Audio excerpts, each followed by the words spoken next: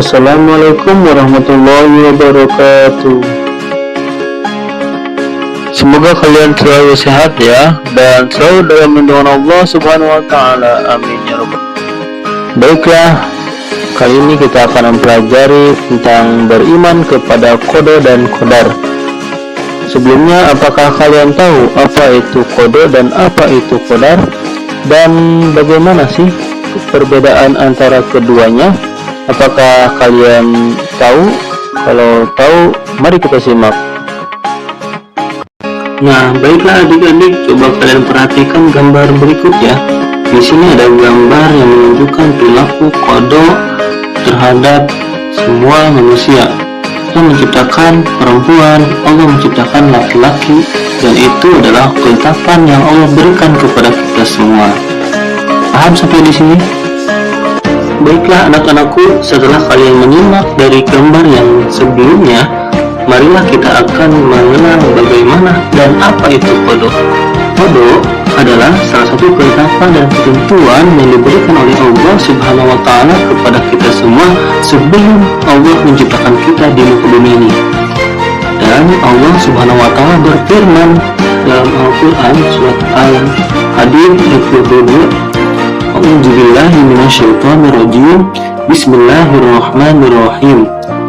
Ma asaba min musibatin fil ardi wala fi anfusikum illa fi kitabim min qabli an nabra'aha.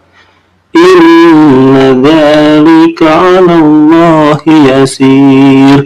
Shadaqallahul azim.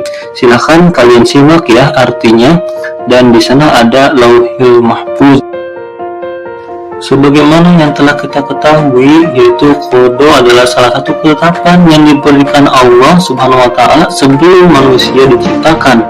Jadi sebelum kita dilahirkan ke muka bumi ini, itu ada yang namanya qada, ketetapan atau perjanjian yang Allah berikan kepada kita. Coba kalian tengok dari poin pertama ini, Allah menciptakan ada yang bentuk laki-laki dan ada yang dari perempuan. Nah, ini adalah salah satu bentuk qada Allah kepada kita sebelum Allah ciptakan ke dunia ini. Maka kita berikan kepada kita. Dan poin yang kedua ini selalu kita permasalahkan. Seharusnya tidak boleh kita permasalahkan. Karena apa? Karena ini adalah salah satu ketentuan qada yang Allah berikan kepada kita. Baik cantik, tampan, ganteng, jelek, itu adalah qada dari Allah Subhanahu wa Ta'ala. Dan yang ketiga, Allah memberikan kepada kita usia, dan itu tidak akan diketahui oleh kita semua.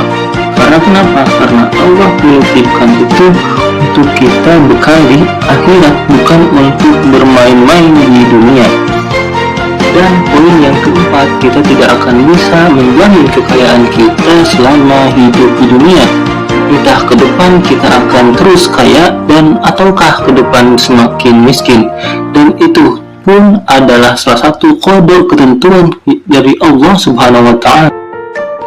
Dan yang kelima adalah kita tidak bisa menentukan dan mengetahui kapan musibah itu akan terjadi kepada kita.